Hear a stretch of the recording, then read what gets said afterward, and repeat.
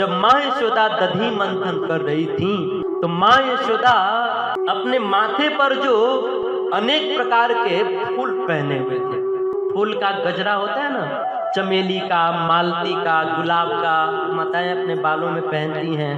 तो जब माँ यशोदा कृष्ण के लिए दधी मंथन कर रही थी उस समय सारे फूल जो है वह मस्तक से माँ के चरणों में गिर रहे थे।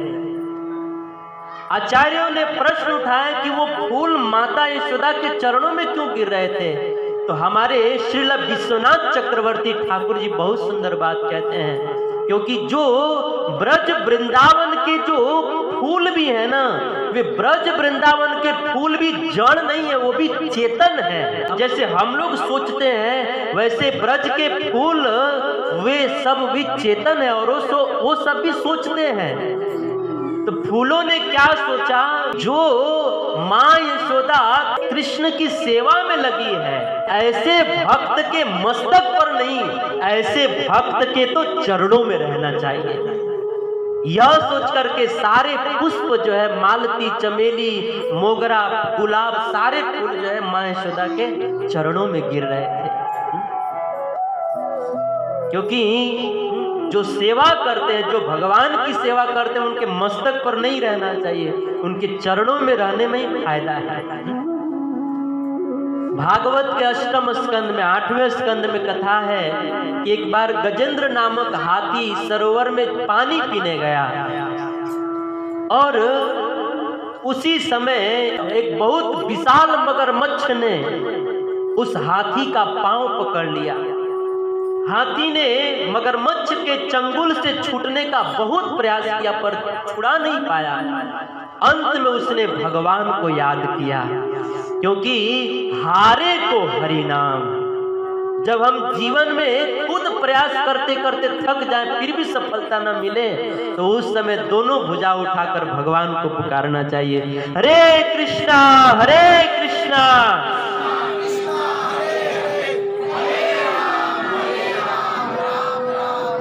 गजेंद्र ने भगवान को पुकारा। सूरदास जी ने लिखा, हे गोविंद राखो शरण अब तो जीवन हारे, नीर पीवन है तू गयो सिंधु के किनारे, सिंधु बीच बसत ग्राह चरण धर पछारे, चार प्रहर युद्ध भयो ले गयो मझधारे, नाक कान डूबन लागे कृष्ण को पुकारे, नाक कान डूबन लागे कृष्ण को पुकारे, द्वारिका में शोर भयो शब्द भयो बारे, शंख चक्र गदा पद्म गरुण ले पधारे, हे गोविंद राखो शरण अब तो जीवन हारे।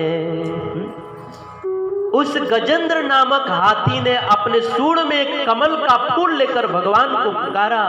भगवान कितने तेज गति से उस हाथी की रक्षा करने दौड़े कि बैकुंठ में लक्ष्मी जी ने पूछा कि प्रभु आप कहाँ जा रहे हो, तो भगवान ने बैकुंठ में कहा हाँ, और ठीक कहा तो हाथी के पास पहुंच चुके थे। इतने तेज गति से भगवान उस हाथी की रक्षा करने के लिए दौड़े थे।